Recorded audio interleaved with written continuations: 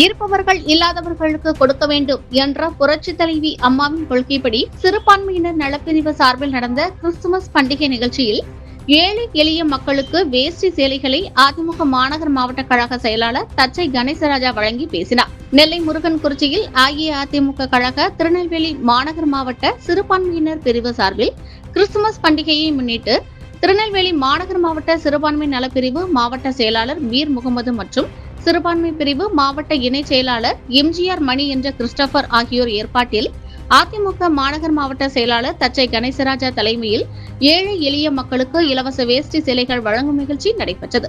நிகழ்ச்சியில் மாநகர் மாவட்ட செயலாளர் தச்சை கணேசராஜா அனைவருக்கும் கிறிஸ்துமஸ் மற்றும் புத்தாண்டு வாழ்த்துக்களை தெரிவித்து 200க்கும் மேற்பட்ட ஏழை எளிய மக்களுக்கு இலவச வேஷ்டி சேலைகளை வழங்கினார். தொடர்ந்து அவர் பேசும்போது, புரட்சி தலைவி அம்மா இருப்பவர்கள் இல்லாதவர்களுக்கு உதவி செய்ய வேண்டும் என சொல்வார்கள்.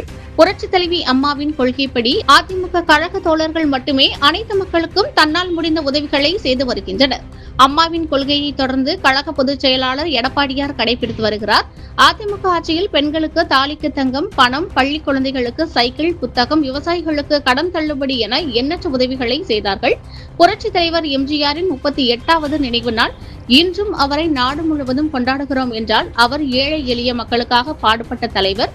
எல்லாரும் எல்லாமும் பெற வேண்டும், இல்லாமை இல்லாத நிலை வர வேண்டும் என தெரிவித்தார்.